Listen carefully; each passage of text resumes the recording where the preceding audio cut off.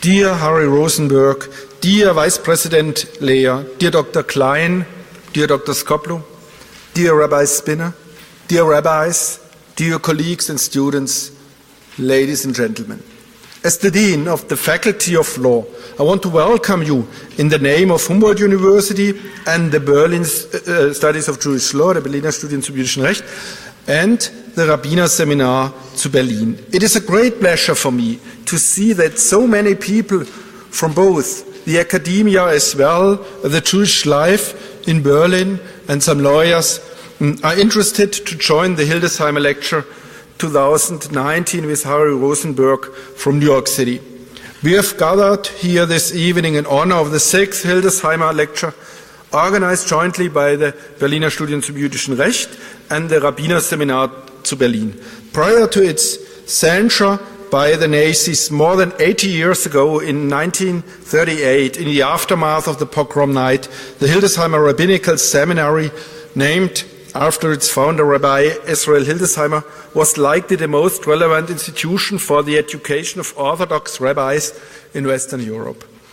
In this year, exact 10 years ago, in the year 2009, the Rabbinerseminar zu Berlin was re-established by the Zentralrat der Juden in Deutschland and the Ronald S. Lauder Foundation, and has since been run by Rabbi Spinner. Rabbi Israel Hildesheimer, who studied Semitic languages in Berlin and other places during the 19th century and received a PhD at the University of Halle, developed the idea of combining religious Orthodox education with the studies of other academic fields. This concept is the cornerstone of rabbinical seminaries all over the world to the present day. Rabbi Hildesheimer himself was never able to combine his education at the Rabbinical Seminary with lectures and studies selected from the university's course catalogue in his lifetime. Opening up this possibility to the students of the Rabbinical Seminary today, however, is the stated goal of the cooperation between the Berliner Studien zum jüdischen Recht, a joint program founded more than 20 years ago by the Faculty of Law and the Faculty of Theology here at Humboldt University and the Rabbinical Seminary in Berlin. The series of lectures, known as the Hildesheimer Lectures, held here in the Senate Hall of the Humboldt University, is one of the achievements resulting from this outstanding cooperation. Therefore, Harry Rothenberg's lecture tonight is not only in line with the long-standing tradition of top-class academical lectures, but also in the line with the tradition of Hildesheimer's Rabbinical Seminary. By joining forces and establishing this series of lectures, the Rabbinical Seminary in Berlin and the Berlin Studies of Jewish Law have turned Rabbi Hildesheimer's vision into a reality. Lectures like the one we are about to hear tonight are the instrument through which Jewish Orthodox teaching can be introduced into the university's academic curriculum. Rabbi Hildesheimer and his peers had not been able to achieve such a degree of intellectual exchange. Universities, especially, were not willing to collaborate with the Hildesheimer Seminary on organizing academic lectures. When the Nazis finally came into power, Jewish studies were completely banned from the universities. First, to be honest, at Humboldt University. The current cooperation in which the Humboldt University is represented by the Berliner Studien zum jüdischen Recht aims at reintegrating the Jewish analytical thinking into the academic curriculum of Humboldt University. It brings together the faculties of theology and law as the respective carriers of the program. For the commemoration service in May 2013, remembering the book burning of 1933 on the Babelplatz, the square over there, the faculties choose Professor Rabbi Tzvi Blanchard from New York City as the keynote speaker. Rabbi Blanchard is a long-time visiting professor of Jewish law here at Humboldt University. With the help of Rabbi Blanchard's speech, we were able to show that the science of Jewish studies and Jewish law that had wrongfully been expunged from academic life in Germany 8 decades ago has returned. Just a few months after, the Hildesheimer Lectures were established as a second important pillar in reintroducing Jewish studies and Jewish law into the university syllabus. The importance of this step was reflected in the prominent keynote speaker at the opening event in December 2013, the European Chief Rabbi Pinchas Goldschmidt from Moscow. Since then, the series of Hildesheimer lectures has assembled great Jewish thinkers from all over the world who have spoken right here in this hall. The list of past speakers includes Professor Nahum Rakova, a judge from Israel, Chief from the Supreme Court Israel, Chief Rabbi Lord Sachs from Great Britain, Chief Rabbi Goldstein from South Africa, Rabbi Steinberg from Israel, as well as our longtime visiting professors for Jewish law, Rabbi Zvi Blanchard and Rabbi David Bleich, who was awarded an honorary doctorate from the Faculty of Law of Humboldt University in 2010, both of who are from New York City. One goal of our lecture series from its very beginning was to bring the global perspective of Jewish thinking to Berlin. The named speakers represent Jewish thinking in Europe, Africa, Israel, and America. Again, with you. For the first time in the Hildesheimer Lecture Series, we have a speaker from New York City. We had some speakers on Jewish law from New York City, like David Bleich or Zvi Blanchard, but this is the first time in this series, and I think it's an important step for us. The lecture tonight will be held beneath the portrait of the explorer and scientist Alexander von Humboldt. We will celebrate his 215th anniversary this year. He left Berlin to travel the world and study nature's wonders. His brother Wilhelm von Humboldt, inspired by the ideas of enlightenment, founded the the Berlin University, with another name in these times, which became the most progressive school of its time. Here in this Senate Hall, with this lecture series, we unite insights, ideas, and knowledge of Jewish law from all parts of the world. This is the mutual goal of the Berlin Studies of Jewish Law and the Rabbinerseminar to Berlin. Before I come to an end, let me introduce our speaker of today, Harry Rothenberg. After graduating at Harvard Law School in 1993, he joined the Rothenberg law firm LLP, one of the leading personal injury law firms in the United States, with offices not only in New York City, but in some other cities in the USA. He joined this law firm in 1996. He is admitted to the bars of the states of New York City, New Jersey, and Philadelphia, and specializes to advocate on behalf of injury victims and litigates significant personal injury, wrongful death, and traumatic brain injury cases. An AV-rated attorney by Martindale-Hubbell, he has also been selected to New York Super Lawyers every year since 2008, more than 10 years. He frequently lectures fellow attorneys on topics regarding tort law, wrongful death, traumatic brain injury, excess coverage, and product liability claims.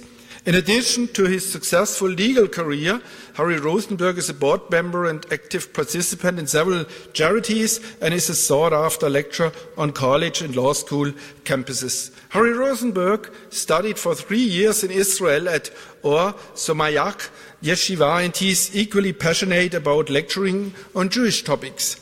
He has delivered his dynamic lectures across the world to college and graduate students at its synagogues and conventions. His newest project, Harry's video blog, highlights a passage or a section from the weekly Torah portion or upcoming holiday in order to extract lessons in an easily accessible and entertaining, yet also thought-provoking fashion.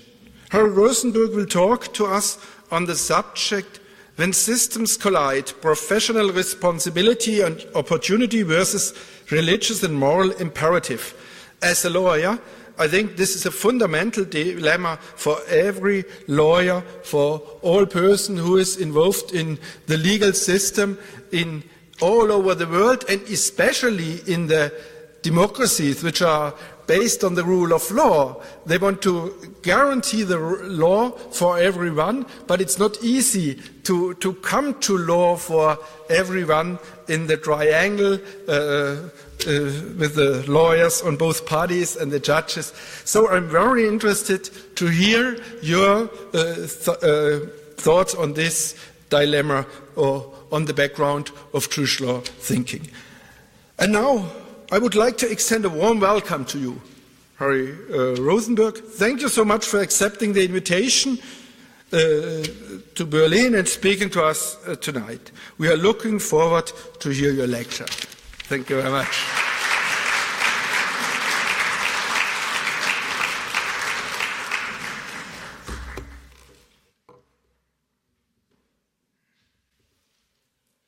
Thank you very much for the introduction, Dr. Hager. Rabbi Spinner, thank you very much for the invitation. And thank you to everyone who was involved in getting me here and setting up my schedule. I really appreciate it. And thank you to all of you for turning up on this chilly evening to hear me say a few words. When Moses came down from the mountain, the world changed. I don't care if you don't believe in Moses. I don't care.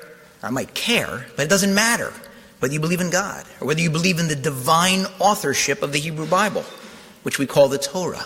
What you can't argue is that many of the Torah's laws, many of its dictates, were later adopted, at least partially, or codified in the laws of every civilization, or just about every civilization since Moses came down from that mountain.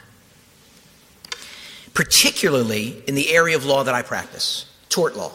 I represent people typically who have been injured in catastrophic fashion, and those are my clients who are lucky, or in some instances, unlucky enough to still be alive. I represent people who have lost mothers and fathers, grandmothers and grandfathers, husbands, wives, brothers, sisters, and in the most tragic cases, sons and daughters.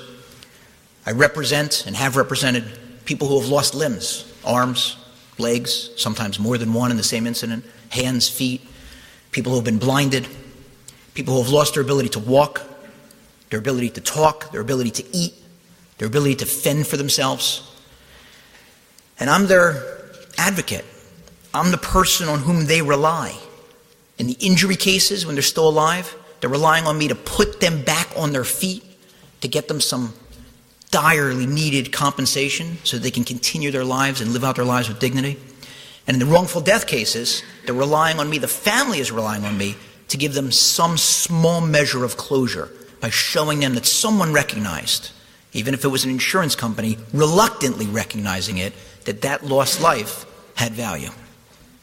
When I ask a jury to award significant monetary damages for a client's pain and suffering, lost wages, medical bills, embarrassment from disfigurement or scarring, those requests sound like they come straight from chapter 21 of the book of Exodus or from the Babylonian Talmud's tractate Bava Kama. But I have two questions. Why were the laws of the Torah only partially adopted by later civilizations? And how do we understand the logic behind the Torah's laws? There's one answer to both questions. In a secular court system, whether it's in the US, whether it's in Germany, whether it's elsewhere, we try to do the best that we can in a world that by definition is imperfect. It's a world run by humans. The laws are made by humans. The laws are interpreted by humans. The laws are applied to humans. We recognize we can't be perfect. But in the world of Jewish law, in the world of Halacha, we strive, we aspire for perfection. We realize we'll likely fall short because we're only human, but we rely on God as our parachute or as our backup. Sometimes the two systems coexist peacefully, sometimes they coexist awkwardly, and sometimes they don't coexist at all. Which reminds me of the first time that I felt that conflict between my chosen profession and between my visible Judaism. It could not have happened earlier in a person's career because it happened to me at the very beginning of my first day, first class at Harvard Law School.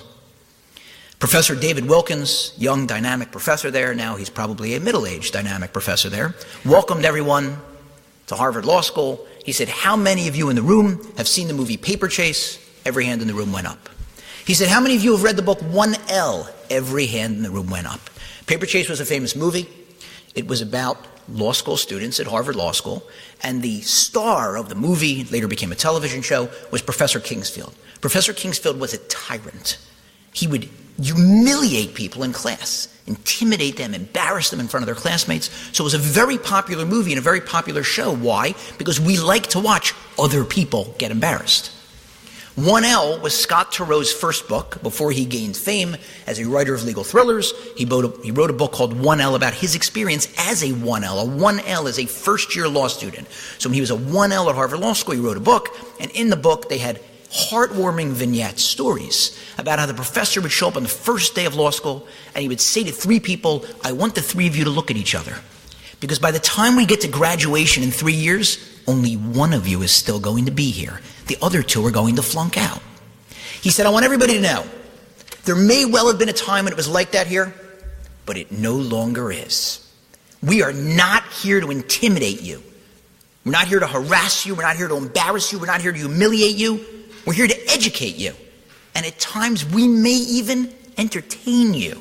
So I want everyone to relax and take a deep breath. And you could feel in the room, that sounds a lot better than what we were worried about or preparing for. He said, however, we are going to use the Socratic method. It's named after Socrates. I am going to ask a question. And then I'm going to call on a guinea pig. I mean, a volunteer. And that volunteer is going to give me an answer. I'm going to ask a follow-up question. I'm going to get a follow-up answer. Question, answer, question, answer. That's how we're going to learn the law. He says, so let's begin your legal education. So he gets ready to start asking the first question. And I start thinking to myself, I don't want to be the first person called on. I had spent my prior 2 years outside of my secular academic career. I had taken off 2 years to study the Talmud at a yeshiva in Jerusalem in Israel, and I figured, let me get my feet a little wet. I don't want to be called on. There was a fellow who was 2 years ahead of me at the time. He was a 3L when I was a 1L. I used to see him playing basketball in the gym. Not a bad basketball player. I foolishly never had the presence of mind to take my basketball and a black Sharpie and ask him to autograph the basketball. If I had done that, I would have had a basketball autographed by a future president of the United States of America. But who knew that that guy, Barry Obama, that used to just play ball in the gym, was going to become the president? So maybe on his first day at Harvard Law School, Barry Obama's hand shot up in the air, call on me. My hand was not going up in the air. So I was assiduously making sure not to make eye contact with the professor. I am staring at my notebook. I'm going to write something, but I'm not going to look up. And I'm sitting in the second row, and Professor Wilkins is pacing across the room as he says, okay, let's go. Who can tell me, what did the Smith Court say about non-mutual, defensive collateral estoppel? And when he stopped, I could see from the second row that his shadow was across my notebook. And there was no way I was going to pick up my head to look eager to be called on. And he said, okay, how about you, Mr. Jew? And my heart froze. The earth opened up and I fell inside. I can't believe it. He made that whole speech. He wasn't going to embarrass anyone. He wasn't going to intimidate anyone. And he calls me Mr. Jew because I'm wearing a skull cap on my head. And then my second thought was, isn't that discriminatory? How is he allowed to do that? Aren't there laws to prevent that? And my third thought was, I can't even remember what the question was. And while I was having my meltdown, suddenly, the fellow sitting directly in front of me started answering the question. The Asian American fellow, Thomas Jew, J-O-O. I confess, during the 2.5 seconds that it took Thomas Jew, great guy by the way, to clear his throat and start answering the question, I absolutely, God, I apologize. I regretted my decision. Why did you have to wear that skull cap?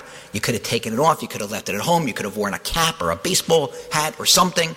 And since then, thankfully, I have not had a single episode since that time in the fall of 1993 where I've ever regretted my visible Judaism in the workplace. But that doesn't mean that there aren't conflicts. The first thing I want to talk about is the difference in goals between the secular system of law and the halachic, the Jewish system of law. One major difference is that one has a principal aim of truth and one has a principal aim of resolution. In the ultimate goal in the U.S. and in most legal systems, our ultimate goal, our chief goal, of course we'd like everything to be truthful, but our chief goal is resolution. We need cases to move along. We need cases to finish. We can't have endless delays, and we need clear winners and clear losers. As Martin Luther King Jr. famously said in his letter from Birmingham jail, quoting a prior author, "Justice too long delayed is justice denied." But the price of pursuing resolution as an ultimate goal, the price of making sure we have clear winners and clear losers in the civil and in the criminal system, is that you can have results that are unjust or untrue. The Innocence Project is a group of attorneys who banded together to try to get wrongfully convicted individuals out of jail. They use DNA testing to secure releases for people who were wrongfully convicted.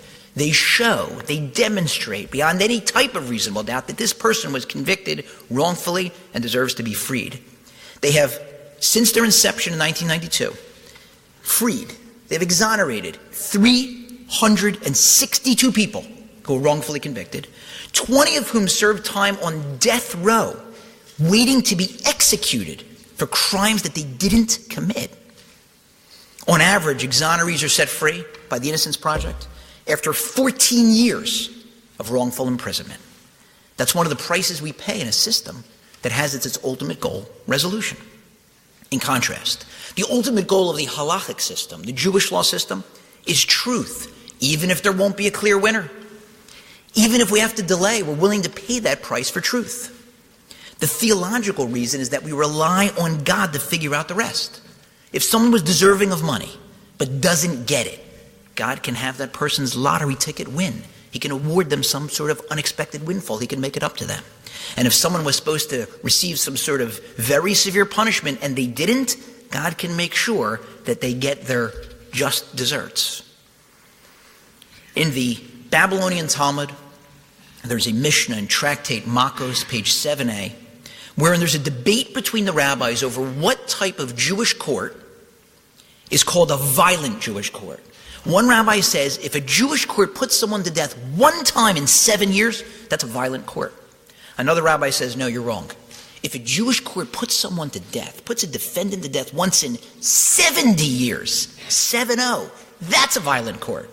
And two other rabbis, Rabbi Akiva and Rabbi Tarfon, go further. They say if we were on the court, if we were the judges, no one would ever get executed. We'd make sure to ask questions of the witnesses in such a way that it would be impossible to put someone to death.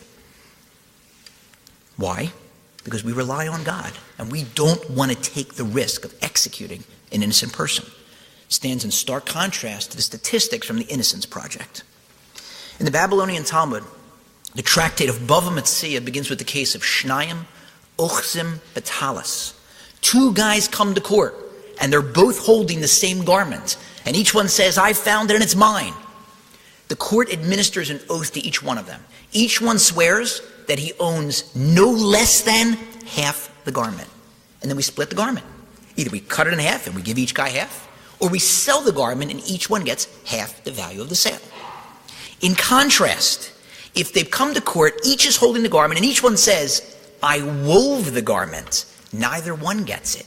We can't let them swear that I own no less than half, because we know it's not possible that they both wove the garment. Someone will be taking a false oath, and we can't countenance that possibility. Whereas in the United States and other legal systems, we regularly administer an oath, asking the witness to swear or affirm that they're going to tell the truth, the whole truth, and nothing but the truth. And we know that two witnesses are going to come into that courtroom and directly contradict each other. We know one of them is lying. We tell the jury, you figure it out.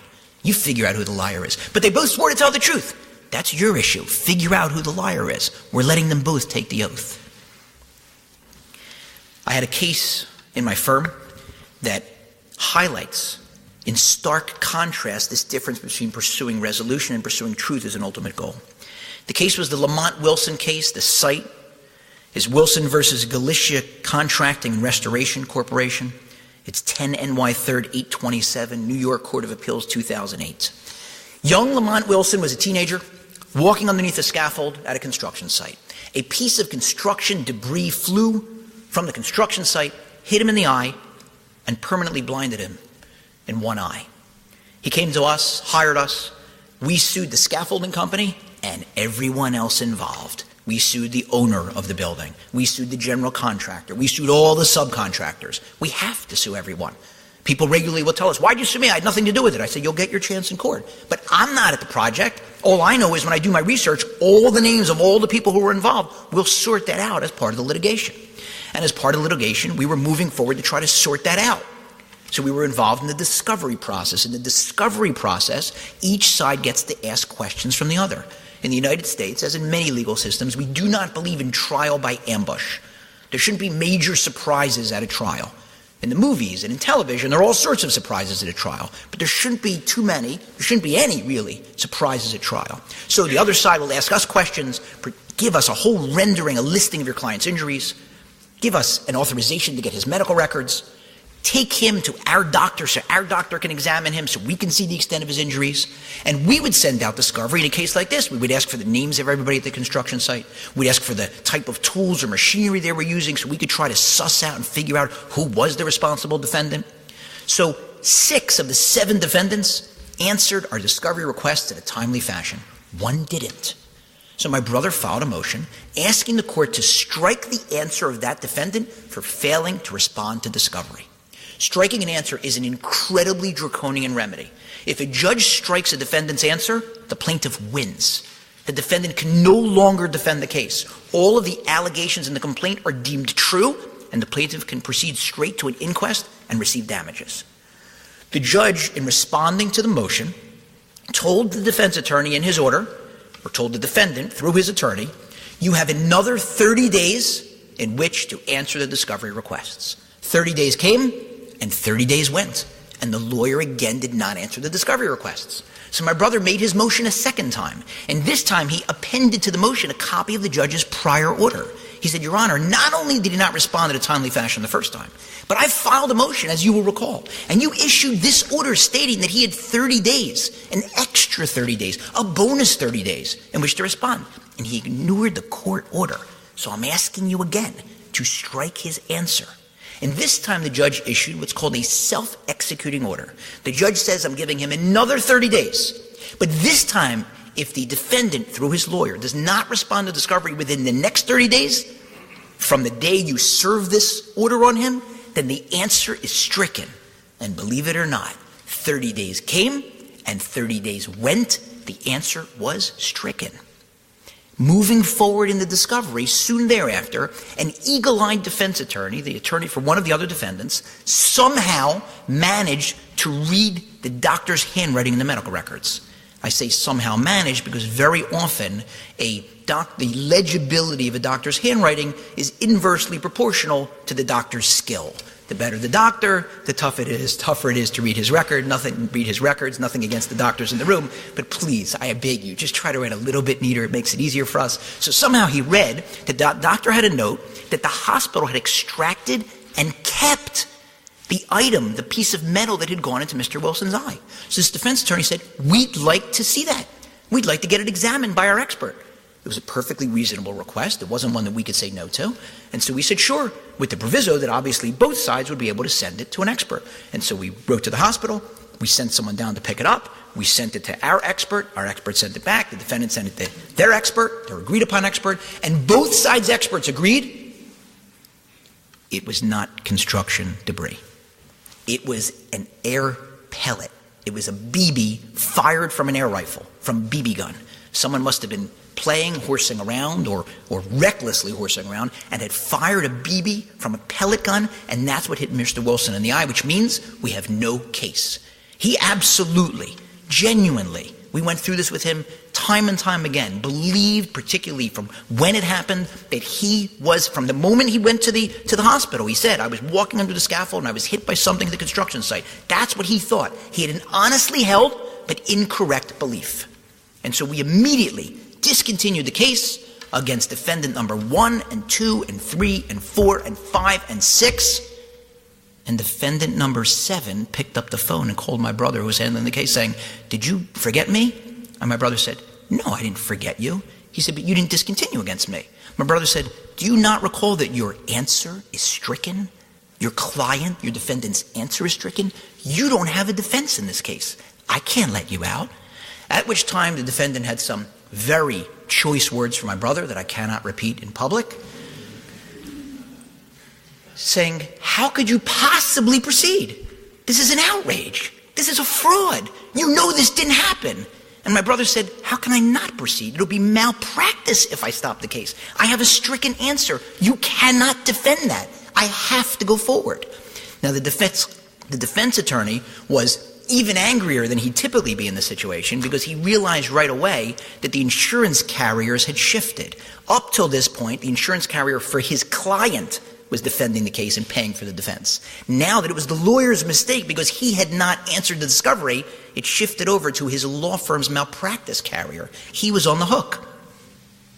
I received a phone call from the insurance adjuster from his law firm. He called me, not my brother.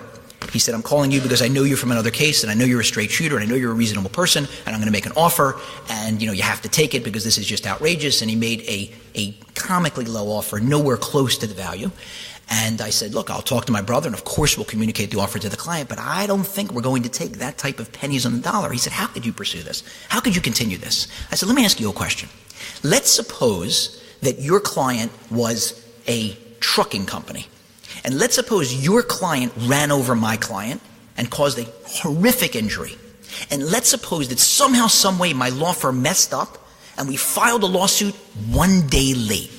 1 day after the statute of limitations had expired. And then I called you up and I said, "Listen, help me out here. You know your client's responsible. You know how badly injured my client is. You have to do the right thing and pay me. What would you say?" He said, "Honestly, I'd probably laugh at you." I said, "Right. So I have to do the right thing for our client." So my brother spoke to the client, communicated the offer to him, told him that we had spoken to our appellate attorney. We consulted with one of the premier appellate advocates, knowing that if we went forward, this case was going to end up in the appellate courts, who had reassured us that a stricken answer is a stricken answer is a stricken answer, and there are no defenses. And so the client rejected the offer. We went forward to an inquest. The judge awarded $1 million to our client. And of course, the law firm immediately appealed. At the appellate court, they knocked it down to $700,000, probably feeling bad for the defendant because of what had happened, but they sustained it, so it's stuck at $700,000. And then they sought appeal to the Court of Appeals. The Court of Appeals has discretion as to whether or not to take individual cases. It granted certiorari in order to take the case. By this time, interest was running at 9% a year over the several years that this took to wind through the slow appellate process. And the Court of Appeals, in a split decision, over a stinging dissent that said this is the one time when we would allow a stricken answer to be opened up and allowed someone to defend because we know the incident didn't happen, the majority said a stricken answer under the New York Civil Practice Laws and Rules, Section 3126, is an endgame. You cannot defend, even if you're claiming fraud, even if you're claiming that the underlying allegation did not happen. And so we collected $1 million, a little more, including the interest, for Lamont Wilson. That result would never happen under Jewish law. You could not have a situation, the Beit Din, the Jewish court, would not tolerate a situation wherein a claimant would receive a recovery based on something that was known not to have happened at the time of the recovery. I'll share with you a footnote to this story. Young Mr. Wilson, who was still, I believe, a teenager by the end of the case, or maybe he had hit 20 or so, came in to pick up his share of the settlement proceeds. Unlike most attorneys, I don't send out bills during cases. I work on a contingent fee. My firm's fee is 1/3. As I always tell people, I can divide any number by 3. The higher the number, the easier it is for me to divide it. So after we took our fee, let's call it $330,000 plus we had some costs. So he was going to get a check for over $660,000 that I sat him down, figured that I'd be, to use the Latin for the lawyers or law students in the room, in loco parentis, acting as his acting parent, which his mother begged me to do, to explain to him how important it was. Save up the money, invest the money properly. I can put you in touch with an investment advisor. Use this money to put yourself through college. Be smart about it. And the next day, I found out that he had decided instead that it was more important to push forward and improve the German economy. Because I got a call from BMW of Manhattan asking me to verify that I did indeed have a client named Lamont Wilson so that they could okay him driving off a brand new Beamer from their lot. The second topic I want to talk about is the width of the line between truth and falsehood. The relevant New York law, which is similar in all 50 states in the U.S., of professional conduct is phrased regarding dishonesty in the negative. The New York State Rules of Professional Conduct, Rule 8.4c states, a lawyer or firm shall not engage in conduct involving dishonesty, fraud, deceit, or misrepresentation. There's a line between truth and falsehood, and you cannot cross over that line. But like a receiver in the American game of football, not the football that they play in the rest of the world, a receiver can reach over the line, and as long as he toe taps, as long as he taps his toes inside the line, that's a legal catch. And that's what we're being told here. As long as you stay right inside that line, you could go right up to it, just don't cross over it, you're okay. In contrast, the Torah phrases it affirmatively. It's a positive commandment. We're told in Exodus chapter 23, passage 7, Midvar Sheker Tirchak. You must distance yourself from falsehood. Wherever that line is between truth and falsehood, you can't even step near that line. You've got to move away from that line. That's a big difference. Many secular laws, though, are written by the legislatures or interpreted by the courts in a way that puts enormous pressure on a witness to lie. So, for example, in an injury case, someone is injured catastrophically, and they're going to need all sorts of future medical care. There's a very wide range of things I can ask a jury for. I could stand in front of that jury and say, ladies and gentlemen of the jury, no amount of money can possibly compensate my client for his loss of, and I'll describe what the injury is. However, ladies and gentlemen of the jury, money is all that we have. Money is the only thing that the state of New York recognizes as a possibility for compensation. You can't take the defendant out. You might be upset at him. You can't go hit him, and you can't put him in jail. The only thing you can do for my client is to award him money, and that's what I'm here to ask you for. And I can ask them for money for my client's past pain and suffering. That's the pain and suffering he or she endured from the moment of the injury until the trial. I can ask for future pain and suffering, the pain and suffering that my client is expected to endure from the time of the trial until the end of their life expectancy, which could be many, many years for somebody who's young. I can ask for money for the scarring, for the embarrassment they're going to have. I can ask for their lost wages. I can ask for loss of consortium for a spouse. I can ask for reimbursement of unpaid past medical bills. I can ask for reimbursement for future medical bills that are expected to be incurred. Many, many different measures of damages. But in a wrongful death case, those many measures of damages are conflated. They're compressed into two basic ones. I can ask the jury to award, number one, pecuniary loss. Economic loss. So if you have a decedent, I had someone once who was a 42-year-old woman struck and killed by a bus. She was working on a street you may have heard of in New York. It's called Wall Street, making $1 million a year. That's a significant case because of all those lost wages. But if you have somebody who's a child not working, somebody who's elderly, somebody who's retired, somebody who's a stay-at-home mother or a stay-at-home father, and they're not working, so there's very little pecuniary loss. The second thing that I can ask for is conscious pain and suffering. The amount of time I can ask for an award based on if I can prove it, for the amount of time that they were awake and conscious and obviously suffering extraordinary, indescribable pain. Proof of conscious pain and suffering can therefore dramatically boost the value of a case. But often, by the time the paramedics arrive, the first responders arrive at an accident scene, the victim's unresponsive, and so there's no mention of any conscious pain and suffering. Sometimes there is. Sometimes the victim is still alive and having conversations. Sometimes they're combative. Sometimes they're still talking. But many times, in the death cases, they're not. By the time the paramedic arrives, there is no indicia of any type of conscious pain and suffering. So therefore, the only way that we can show it, which is so important to the case, is through eyewitness testimony. Sometimes we have a client at the scene. Maybe it's a family member who was right there or who arrived at the scene in the immediate aftermath, and they're able to tell us, yes, they saw something.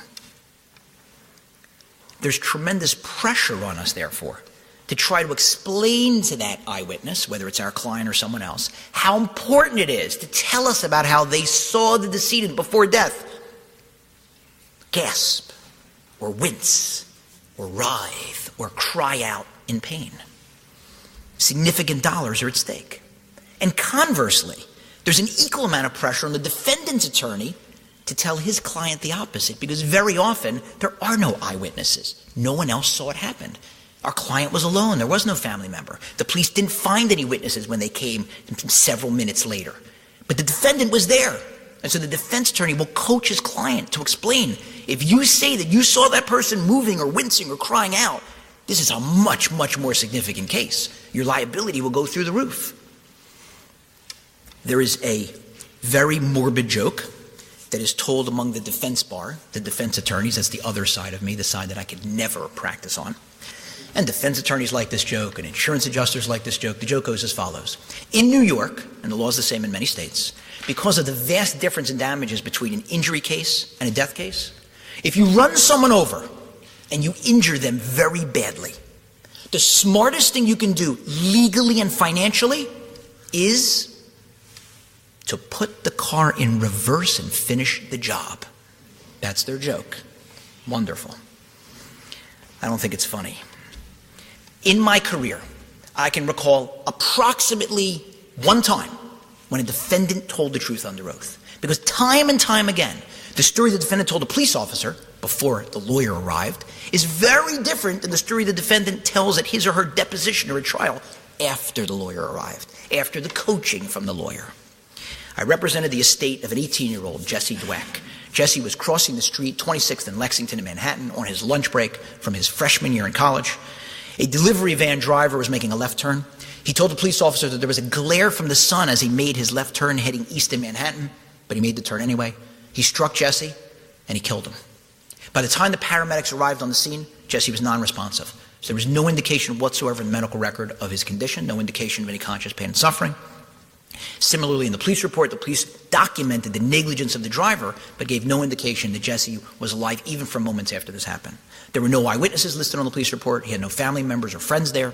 So the only possible way that I was going to be able to show conscious pain and suffering in this case, and that's the whole case, because Jesse was a college student, he wasn't working yet, he didn't have any lost wages. The only way I have any chance is through the defendant. So the defendant shows up for his deposition, and I ask him, after you struck Mr. Dweck, and I know this could be a difficult question to ask, and I feel bad making you relive it, but I have to, it's my job, did you see him? And he said, yes. I said, tell me what you saw. He said, well, I got out of the car, and I saw him, he was lying in the street. I said, could you describe what you saw? He said, yes, he was trying to turn over. I saw him moving his arm. It was obvious he was in a lot of pain. And then when I got closer, he said to me, help me. I thought the defense attorney was going to eat his pen and his notepad, because the value of the case had instantly skyrocketed from $100,000, $150,000, $200,000 to the $1 million at which it eventually settled. That's the rare case that proves the rule. A practitioner, an attorney, who answers to a higher authority, and or any practitioner with sensitive, properly calibrated moral compasses, who tries to simultaneously be faithful to the secular laws that encourage zealous advocacy, walks a very fine tightrope. You have to refuse cases wherein at the outset the potential client suggests to you that he or she will be willing to change the story to fit the case in order to maximize the recovery. It's a tightrope that an observant Jewish attorney and all attorneys with properly working moral compasses have to walk every day. You cannot suggest to the client that he or she lie. But you can't be silent. You have a duty to inform the client of the law. But once I tell them the law, I know that they may lie.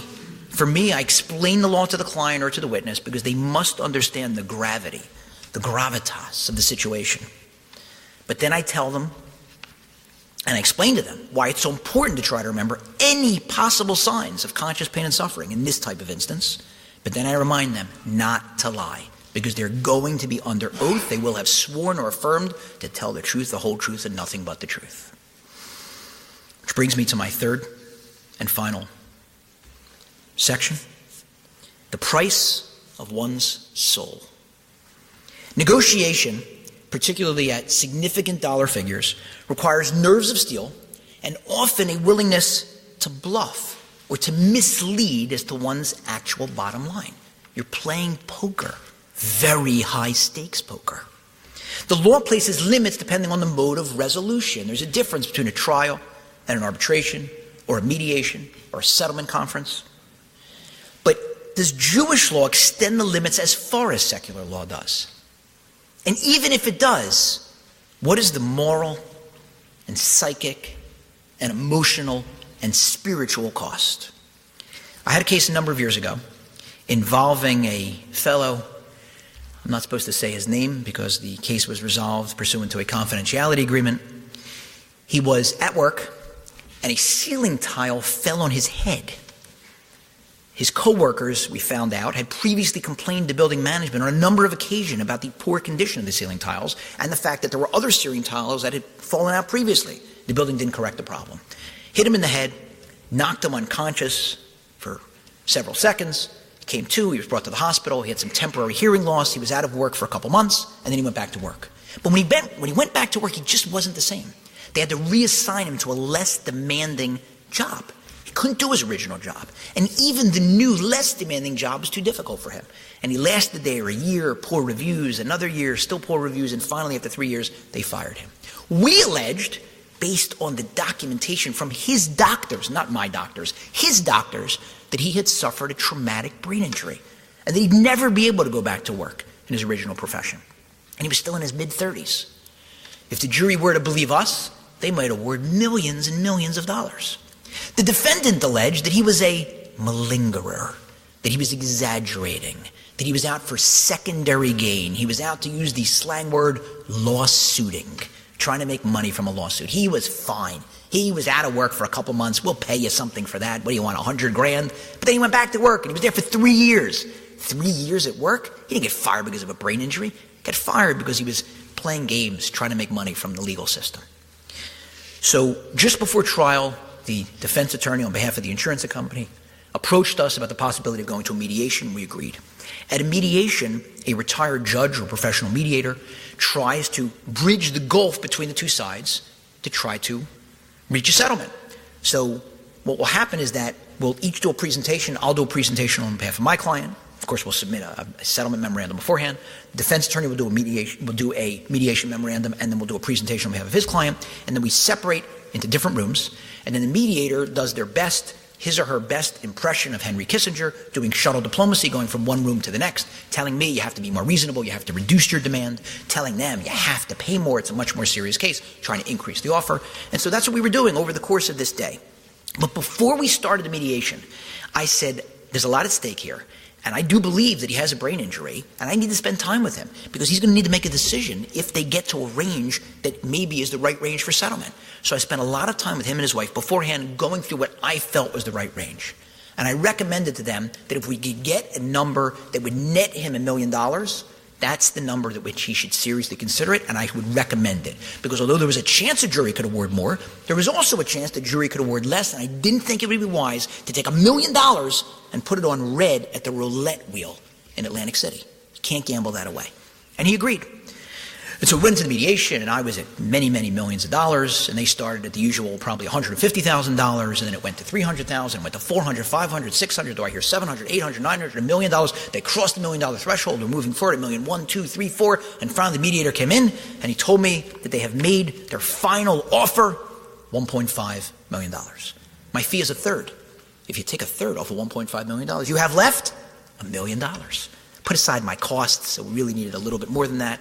But for the purpose of this discussion, it's $1 million in his pocket. And he said, that's great, this is unbelievable. He got up, he hugged me, we're settled. I said, no, we're not settled. He said, what do you mean? We talked about this. It's $1.5 million. It's going to net me $1 million. I said, I want your permission to reject it. He said, what are you talking about? I said, I want your permission to reject it because I'm going to get you more money. He said, but you just told me that this is their final offer. I said, let me explain something. To me, when a defense attorney or an insurance adjuster or a mediator tells me that the insurance company has made its final offer, I treat the word final as latest or most recent. that's their most recent offer, not their final offer.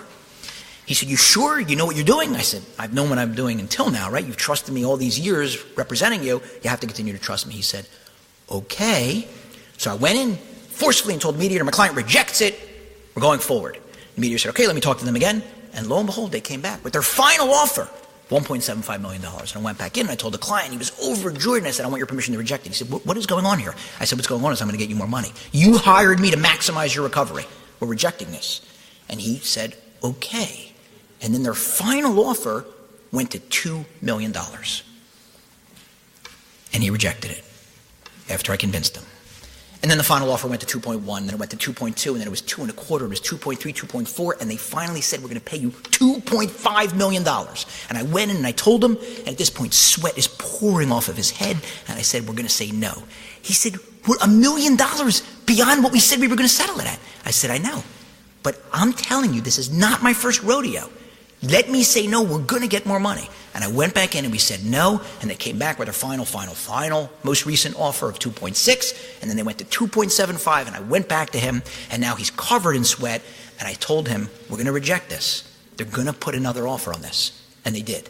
Except this time, the defense attorney, who actually had a voice and a mannerism that worried me because he was straight out of Hollywood, I was worried how that's going to play in front of a jury. It could play very well.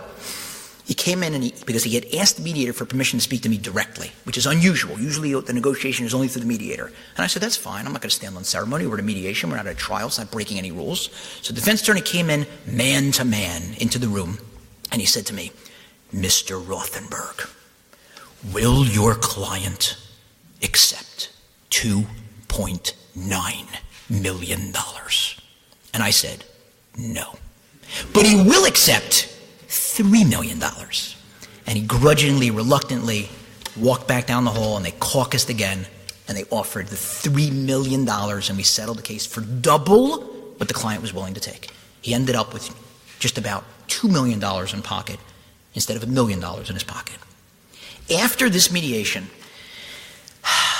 like Raskolnikov, my conscience was just bothering me. You know, I lied, and then I lied, and then I lied again. Of course, we called it bluffing, but I was lying. I was saying my client rejected it, but he wasn't rejecting it. He kept saying, take it. And I kept saying, my client rejects it.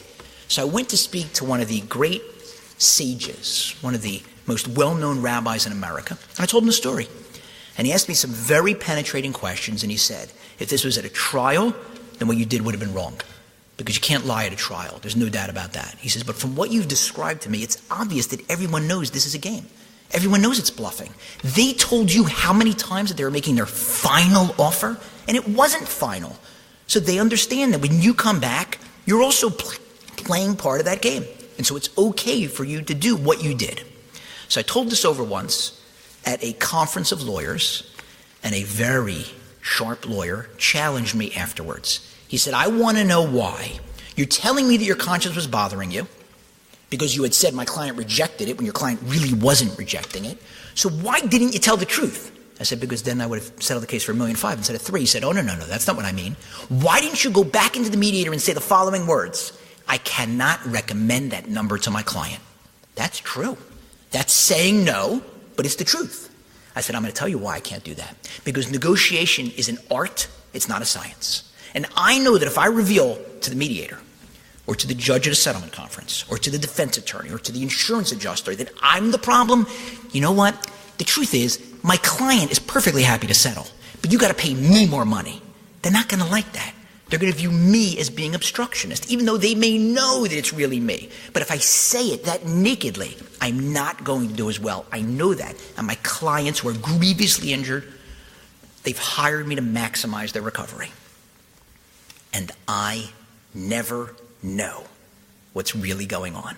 Because right now, as I'm standing here in Berlin, 6 hours back, actually it would be 9 hours back, for all we know, there may be a conference going on in the afternoon in America, midday, of defense attorneys. And the conference, if it is going on right now, it's probably going on in the middle of the desert. Because when lawyers go to conferences, they like to hold the conferences in the middle of the desert. I have to get on a plane, fly across the United States. When we start getting closer to the destination, I look outside, and all I see is sand. It's the desert. And then all of a sudden, you see the sparkling lights of the Las Vegas Strip. For some reason, lawyers like to hold conferences there. And so there could be a conference right now of defense attorneys. And the defense attorney on this case might be telling this story over and telling his audience gleefully, and you're not going to believe it, the insurance adjuster said that I could pay up to $4 million, and he took $3 million. That knucklehead Rothenberg. I never know. And so my job's to push. To conclude, I often wonder, while practicing law, have I served both of my masters? Have I served the secular law that regulates my conduct as an attorney and exhorts me, urges me to fight for my clients while seeking resolution on their behalf? And have I served the higher authority up in heaven, who through the Torah demands that I distance myself from falsehood? By pursuing resolution at the occasional cost of truth, I wonder, I worry, have I sold my soul for a bag of gold coins? I sincerely hope not. Per my belief system, we're here to struggle, and through the crucible of that struggle, to grow. We're told that man is the sum total of his experiences. I'm here to tell you that that is not true. At best, it's half true, which is untrue. Why? Because for every experience that you choose, there's another experience that you didn't choose, and that other experience may have been a morally better one. So it's more accurate to say that man and women, man and woman, people, are the sum total of their choices, not their experiences. And we have to live with those choices. You have to look at yourself in the mirror every single morning. Like it or not, you can't wear a mask. You're going to be looking at that person who made that decision, who opted for that experience versus the other one. You have to choose wisely. I'm scheduled to board a plane tomorrow morning, bound for home. My plane lands at 1 p.m. My first work-related adversarial call is at 2:30 p.m. The struggle continues. My struggle and your struggle. Thanks for listening.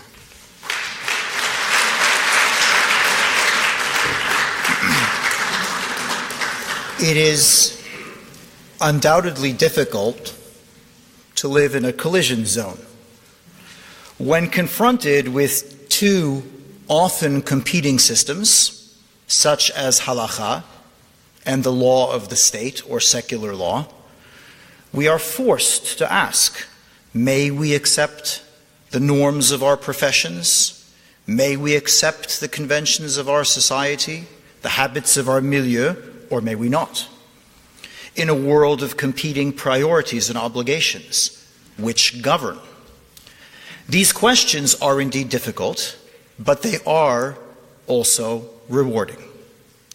Through the struggle that Harry Rothenberg referred to, and to which he returns tomorrow afternoon, we become more aware, mindful, and deliberate. This is one of the aims of the dialogue between Halacha and secular law, realized through the partnership between the Rabbinerseminar to Berlin and the Humboldt University School of Law, and headlined and brought to public attention through this, the annual Hildesheimer Lecture. It is worth noting that awareness, mindfulness, and deliberation are not naturally brought about through generalized discussions on commonality and shared values. They are not realized through the submersion or elimination of difference. Rather, collision and its resulting benefits require distinct objects. In other words, for these conversations like the one we've been having tonight to matter, they must matter. In 2012, a book was published by two prominent American rabbis and scholars of Jewish thought. The book is called Pledges of Jewish Allegiance and is about the halachic responses of Orthodox rabbis to growing questions around identity and status in the 19th and 20th century in Europe and America. In their introduction, the authors take care to place the specific topic of the book into a broader context of the Jewish response to modernity, stating that they are exploring, and I quote, how Orthodox authorities, who are essentially making public policy for the Jewish world, ought to navigate the uncharted waters of a rapidly changing and permeable Jewish world. This statement, on reflection, seems strikingly limited. How can Orthodox authorities, who represent a minority of Jews worldwide, make public policy for the Jewish world? Where are the others, the big voices, that are often found in the public discourse speaking for Judaism? What are the authors of this book writing of? And who are they anyway? Well, interestingly enough, the authors are David Ellenson and Daniel Gordis. Ellenson is the former president and chancellor of Hebrew Union College, the rabbinical seminary of the Reform movement. And Gordis was the founding dean of the Ziegler School of Rabbinic Studies of the conservative movement. So let us not accuse Ellenson and Gordis of some pro-Orthodox bias. Rather, let us listen to their words regarding why they write about the Orthodox. Quote, our book treats the response of exclusively Orthodox rabbis because they share an unremitting commitment to the authority of Jewish law. In other words, you cannot describe a collision as a collision if it is not really a collision, but a compromise or even a collapse. To put it differently, for the conversation to matter, it must matter. Harry Rothenberg's conflict matters. He is not playing at being a lawyer. He is dealing with real people, real injuries, real cases, real arguments, and real results. And he is not playing at being a practitioner of Jewish law either. Rather, he is dealing with real parameters, real lines, and real rules. The collision of these can, at times, bring about real conflict. And this, in turn, can bring about real awareness, mindfulness, and deliberation. This collision can also shape a really challenging lecture, leaving us with a set of really interesting questions to discuss and debate, for which we express our great appreciation to Harry and to our partners at the Humboldt University School of Law. Thank you very much.